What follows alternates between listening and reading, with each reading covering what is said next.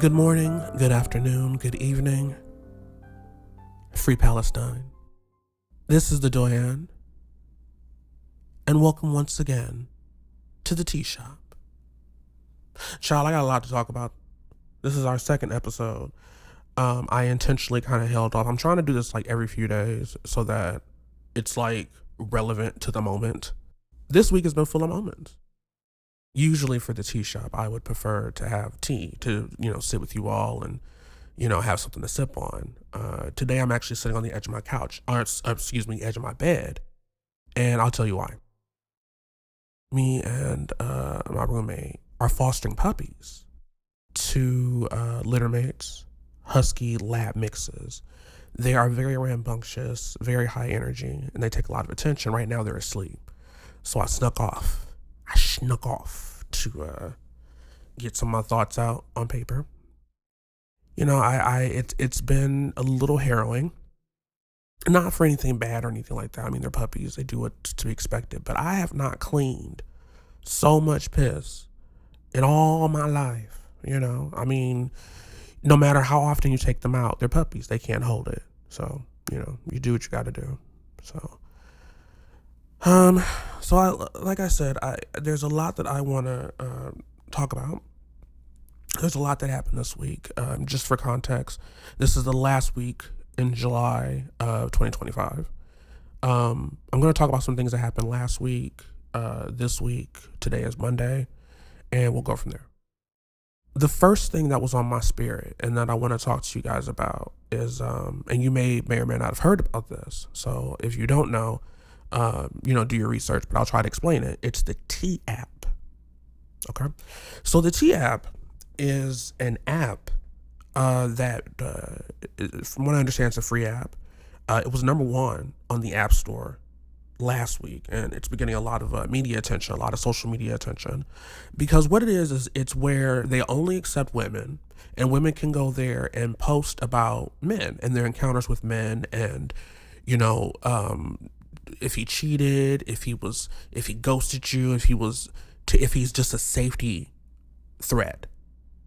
And a few things came to mind. When I saw that, the first thing that my mind clicked to was, okay, so where's the version for gay men? Because some of you faggots are, and I say that lovingly, you are not safe because, and whether or not it's because you're men or not, some of you are not safe. I wish there was a way for us to communicate within ourselves and to say, but I understand that as a man, I do have male portions.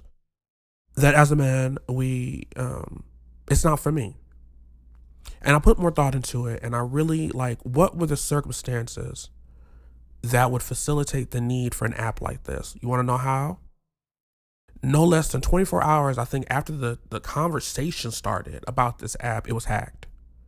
And some men went in, apparently 4chan put out a call, and somebody went in there and hacked the site. And now they're doxing the women on the app, proving the need to create means to stay safe from these kind of men. And it's, from a gay perspective, I'm looking at this as a kind of a cis hetero thing, because I'm not sure, from what I understand, if the app includes trans women. And anything that includes women but excludes trans women, to me, is fundamentally turfish. It's turf. It's trans exclusionary. It's dangerous. Let me tell you this, and share it in this way, because I want to make sure I'm understood. I love dogs. I love dogs. I love cats. I think they are so pure and innocent creatures. Like, if a dog or a cat loves you, it is a treasure. It is everything. To me, it is everything, right?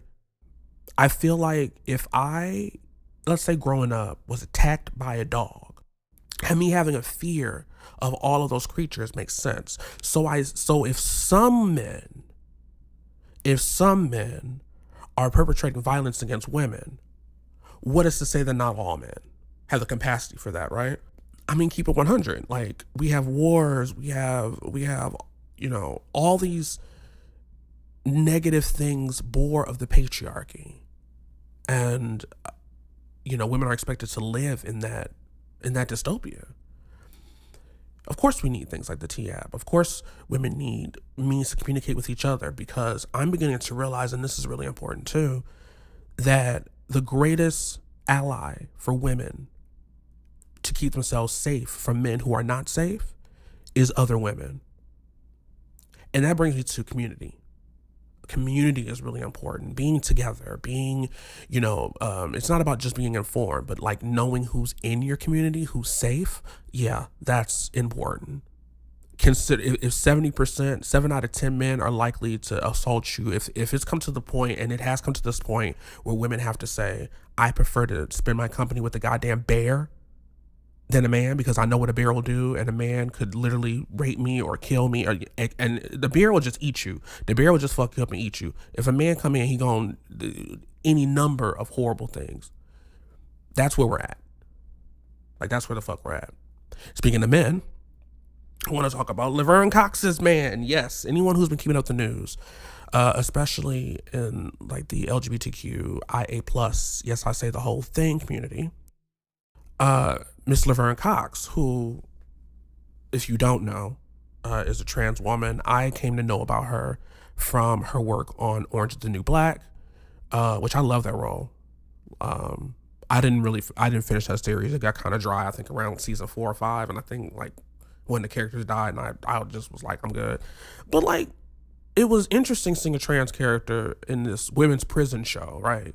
And I've seen other things Laverne's been in, and I followed her Instagram. And last week, she decided to share and, expand on the fact that she had dated a white MAGA man, a man who was Republican. He was a police officer. They had been together for 3 years. This was not just a hookup. This was them being together. And she got dragged for it. A lot of people did not appreciate that shit. I want to say something about that, because I want to share my experience with you. My first long-term relationship was with a man, a white man. He was the same age. I met him when I was 16. He was 17.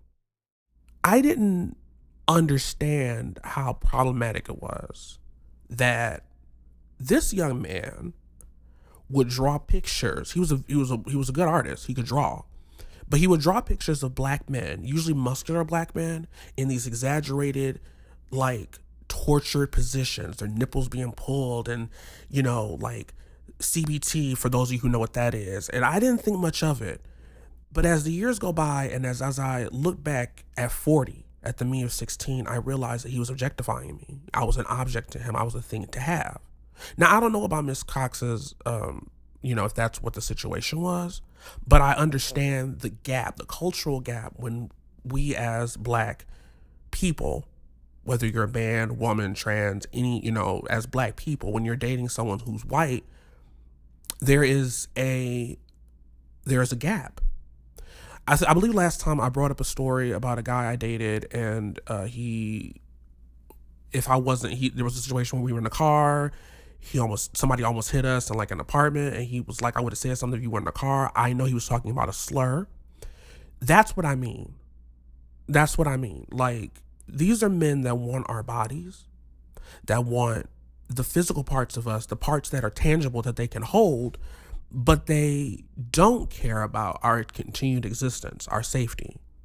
When you tell me that you're dating, fucking, loving on a man who voted for your destruction, who voted for your outside of your interests, it's insane to me. And I think it was insane to a lot of people. That's, she got a lot of flack for that. I think there was some sympathy. There was definitely some people who were empathetic, because we've been there. I've been there. I've been with white men who do not see me as a person. I've been with people. I was with this guy once. He was like, all I want is your dick. Motherfucker, what? Like, fuck me as a person. Fuck my content. Fuck my character, my soul, my funk, my style, all of that, and fuck all that, and all you want is some dick, huh? Yes, I'm above average.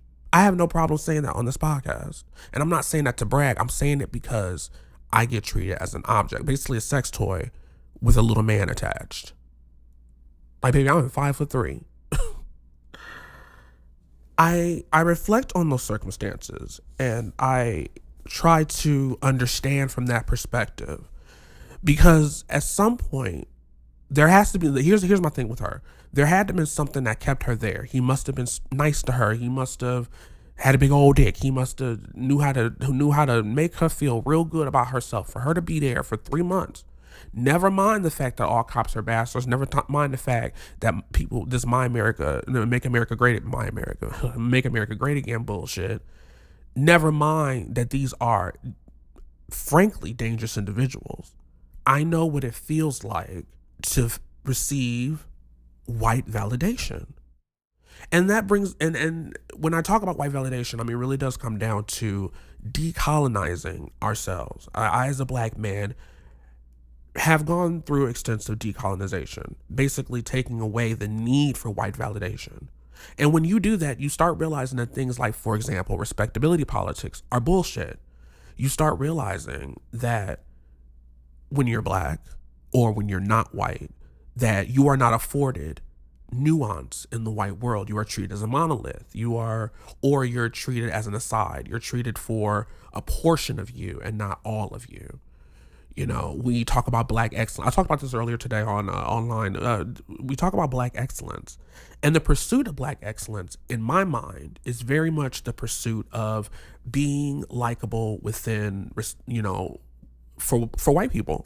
It's about being palatable to a white audience, whether it's people you're dating, whether it's, you know, police officers. And I'm actually gonna expand on that, because every time I've been pulled over, I've interacted with police, I lose part of myself.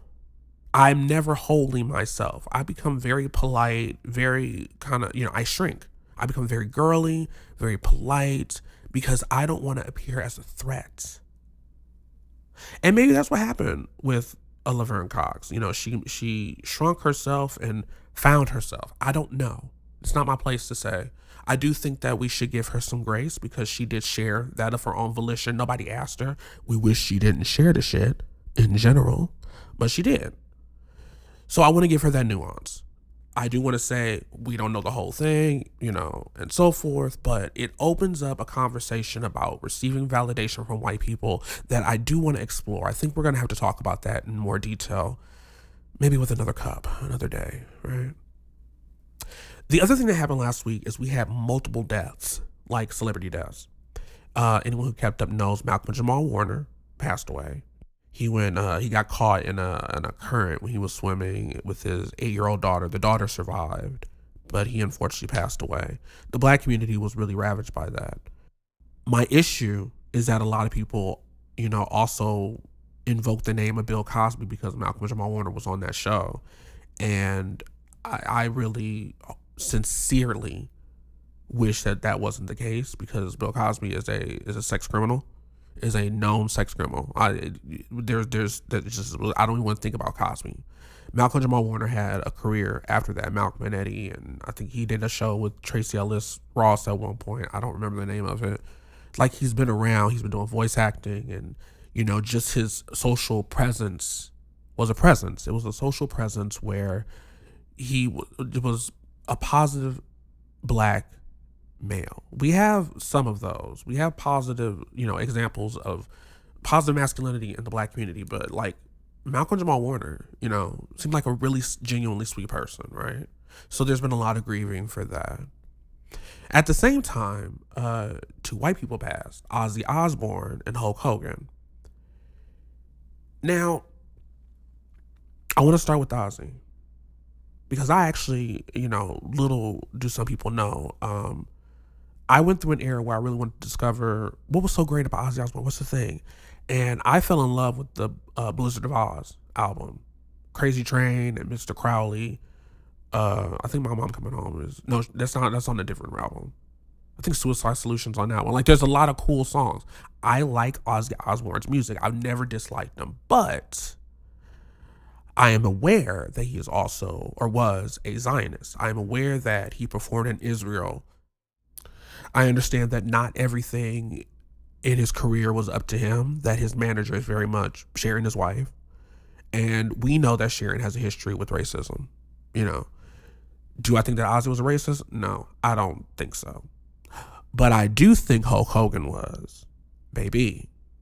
Now this has been an issue because some people didn't know how deeply Terry was a racist. They don't realize how awful he was. He was, just to run down the short list, he has been recorded saying the N-word. He, when I believe his son got in an accident and he was worried about his family being reincarnated as a black family because that would, be lesser than. And he, gave Brooke, his daughter, shit for dating a black guy and basically said it only matters if he's rich. What? One of the last things he fucking did was he went to people have been calling it Alligator Alcatraz down in Florida. He went there with the American flag and made a big photo op of it, and was literally evil as far as I'm concerned. When you say that, even some black people were getting really upset. They said, I don't care. He's a childhood hero. I've learned so far in life that some heroes are not heroes. Some people you don't need to meet because they're also human and they're, no one is absolved from sin. There's a lot of people who are very problematic and I've had to let go. I, to this day, controversy be damned, I will not listen to a Michael Jackson song by choice. I listen to my YouTube music a lot, especially when I'm having my meditations, which is code for smoking pot. I will not do it. I won't do it. I won't do it. Not because I think that he molested children. I don't think that. But I do think there's something wrong when two of the children that we knew were with him, because he would travel with these children with their parents not around. And we know that there's at least two that he traveled with. And when their stories started, I watched the documentary, when their stories started coinciding and they started, layering on top of each other and they started talking about things that Michael liked to do in bed and it started to match up. When it starts to match up, I was like, nah, I'm good. It's weird to me. It's weird to me. We deify people. Hulk Hogan is deified. He's an American deity. I will say it that way. I don't want to say God. I want to say a deity. I want to say that because gays have that problem all the time. We exalt certain people to these standards and, they can never do no wrong. Beyonce gets that treatment. I do it. I need to stop. We do that. And a lot of people were activated with this Hulk Hogan thing. They took it as offense that people were, reminding of, hey, this is who he was. This is the things that he's done. This is the unions that he busted and snitched out in the WWF, WWE world. We've had stories from so many of his peers and coworkers, Iron Sheik and Macho Man Randy Savage, and all these people told you who he was, and this is who he was, and that's the legacy. So, legacy at 40, start to think about legacy and what it is that we leave behind. What do people say about us? Obviously, who cares if you're dead? Why would you care? But our impact on the world, it is possible to have an impact on the world. It is possible to be in this state in which we deify people. It is possible to do great harm or great good. And I think that Hulk Hogan did great harm. I think that if it was me, if it was my legacy, I'm pushing with all my might to do great good. I want to do great good. I don't want to be remembered the way he was remembered. To have a legacy tarnished. He was a childhood hero. Anyone who's listening to me right now, I'm pretty sure, especially if you're a millennial, you remember the big deal Hulkamania was. It was Hulkamania. Because we didn't have the Beatles. The Beatles had their own mania, and then there was Hulkamania. I grew up in that era. I was born in 85. As my grandparents loved wrestling. They loved wrestling, and give them peace because they're no longer with us. But I remember so many times sitting there and watching WWF with my grandfather and Hulk Hogan being a prominent figure in that, and we never knew. Maybe it's good that my grandfather left this world without knowing that our American deities are so imperfect and potentially American devils. I think that's a term that I want to coin. American devils. The R. Kellys of the world. The Bill Cosbys. the Diddies, and on the white end of the spectrum, the colonizer, racist end of the spectrum, you get people like Hulk Hogan. And we, as a society, need to recognize that. We need to recognize that what we do is that we crown these people, we give them this exalted, and we shouldn't. They are devils, you know. The other thing that I really want to talk about, at the beginning of today's session, I did say free Palestine. I'm still learning. The reason I'm still learning is because our media is not doing a fantastic job of telling us what is happening. Our media is not radicalizing us. So there's a lot of things that I missed over the 2 years, either because for my mental health I blocked it out or I didn't know. But what I do know now, and what a lot of us know, is that food aid that's supposed to go into Gaza to help the Palestinian people is being cut off. And we're seeing images and videos in our social media and in our media now of starving children and starving people who are going out into the streets to get flour, and they're risking their lives to get it. I couldn't imagine having to go out in these streets and having to run around and fight for flour or fight for something basic so I can have 1 meal or 2 meals or to feed a family. That's what they're dealing with. You know, and at some point there has to be outrage. At some point we have to, and I don't mean an angry letter. We're past angry letter. We were past that last year. We were past that a long time ago. You know, people like to say, well, October 7th happened and Hamas and da da da da. I'm like, Hamas, I'm gonna say this, controversy be damned. What are the circumstances in which Hamas exists? What brought about Hamas? A lot of people don't know that, I didn't know this, that Israel harmed the Palestinian people for decades. You know, we're talking about decades. Like, well, I think it was 67. I'd have to look. See, that's what I mean. I have to look. I don't remember it because for so much of my life, I didn't know anything about Israel. For a majority of my life, I didn't have any Jewish connections at all. I didn't know that, you know, for example, I live with someone now who's Jewish and he's been to Israel. And now I'm looking at what Israel's doing, and I'm looking at this idea that's being toted that to criticize them is anti-Semitic. And I'm looking at the brainwashing, and I'm looking at people not knowing the facts. I'm looking at people defending genocide and ultimately ethnic cleansing. The fuck? But free Palestine. There has to be a point where we as a people need to be that. We need to be that. The midterms are coming up. It's time that we really review our leadership, because a lot of our leaders are voting to continue sending military aid to Israel. And I don't want my tax dollars, or I don't want the years that I spent working into this country, because I have spent 20, you know, not now, but for 20 years, I worked and I paid into the system, and I don't want the system to be a genocide machine. And it is. It is. We as America are a genocide machine. Israel is a result of that. And it's horrifying.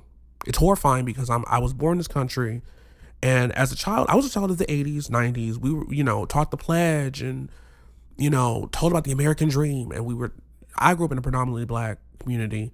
So, you know, we had the black excellence. We had Martin Luther King and Malcolm and Ma Jameson. Ma Jameson is one of my favorite like black icons because, you know, she was the first black female astronaut. Thurgood Marshall, you know, like there's just this long list of people who, in my mind, shape what it means to be an American. But the reality, the harsh fucking reality, is America is harm. America's harm. And that's on team. That's on team. I'm sorry to say that. I wish we weren't. And I apologize to anyone who hears this who isn't American, who has to watch this. I'm sorry. I don't know how to fix it outside of participating in democracy. We try, but there's people in this country who honestly want to get rid of democracy. They want an autocracy. They want authoritarian rule. They want they want a Christian nation. They want a world where I am not seen, where my trans sisters and brothers are gone, which to me is its own form of ethnic and cultural cleansing. They want to cleanse us. What in a few years would stop America from creating a Gaza here? I think about those sorts of things. I look at Alligator Alcatraz, and I look at, for example, for those of us who lived in Arizona, we remember Joe Arpaio in fucking Tent City. For those of you who don't know, Arizona is 100 million degrees. It's hot as fuck. It's 108 today, I believe. I went out with the dogs to let them. It's awful. Instead of building a prison or whatever, they had an outdoor prison called Tent City. Had these motherfuckers just burning up for being, whatever their crime was. And a lot of, instead of, and this is what I want to say for my political talk today. What if the entire country, there was entire cities were treated like that? Where food and aid are kept away. I think about that because in Flint, I had the opportunity. I was born in Flint, Michigan. I had the opportunity to go back to when my grandfather passed away. Me and my immediate family that lives here. He was here with us when he passed, because my mother had him in a home and he passed away, and they sent him back home to Flint. So I went back, and I went back during the water crisis when it was like fresh. It was like a year in, and Flint was already having problems because the automakers, because Flint was very much like Detroit. It was a motor city. They had a bunch of plants. People would work at the shop. That's what they called it back then, the shop. And you would work there, and then you make money, and that was how you made money for your family or whatever, and so forth. And they shut those down. So a lot of people left. We left. A lot of people left Flint. But people that are there now, or who were there at the time, it was desolate. We take water for granted. I'm in Arizona. We take water for granted. Have you ever had water? One, you can't drink the water because it was just lead and poison. It will get you sick. But we couldn't shower in it.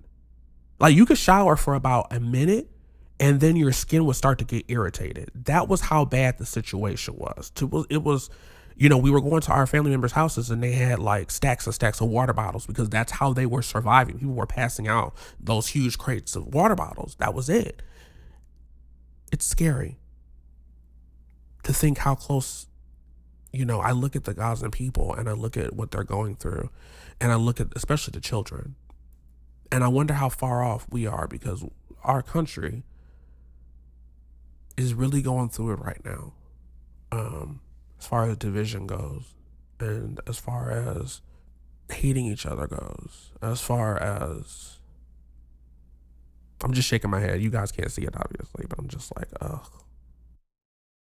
It really makes me sad. It makes me sad that there's places in the world where we let people starve. And it feels at some point that the blood is on our hands, my hands, your hands as Americans. And I'm ready to say no. I don't know how that's going to manifest. I think it comes through for me and my art, but I'm ready to say no. There's one more thing I want to talk about. Because it leads to everything else we talked about. I realize in this time where things are pretty bad and things are in the air and we don't know what's going to happen, that there are some people in the MAGA movement who are starting to wake up. They're starting to wake up. They're burning their merch. They're condemning Trump. They're doing the research finally. They're not doing it fast enough. They're not doing it well. As they come out of this spell, because to me it was a spell, I do very much believe in magic. I don't think of magic as sparkles and glitter. I think magic is what we say. For example, I think the music is magic. I think there's something very magical in what music can do to us without us thinking about it. And I think that there's people who are under this spell of fear, this spell of white erasure and white genocide and these things that don't exist. this us versus them thing. There's some people, there's some that are starting to wake up. And the challenge for us on the left, the challenge for me, is the topic of forgiveness. Here's the topic, and here's a question that I want you guys to take from your visit here at the shop, and I want you to carry it with you. I want you to think about it. Get back to me, whatever. But is it possible to forgive? I'm not asking to forget, because I will never forget. If I know you MAGA motherfucker, nah, I ain't forgetting that shit. You're not safe. But do I have the capacity to forgive? Do you have the capacity to forgive? Do we have the capacity to forgive MAGA for what they voted into office, for the things that they've said, the things that they've done, the research they didn't do, for the people who are running our country now and the position that they got there? We're fucked. I mean, we have a fucking maniac running the health shit. We got fucking Linda McMahon running the Department of Education. We literally have a president who is not only a criminal, a 34-time felon, but now the conversation is whether or not he was on Epstein's island fucking children. And people are waking up. Do we forgive them? And my answer to that is, I don't know. Because I'm hurt. I think we're all hurt. I remember the hurt November 6th, because I didn't stay up. The night of the election, I didn't stay up. I remember very clearly. I was hanging out, decided not to check our phones. We just hung out. We just wanted to feel that togetherness, because we knew shit was going to be fucked, and it was. Trump was elected. And I remember the hurt. I remember the hurt of the majority of white people voting for him. I remember the hurt of the 8% of black people who voted for him.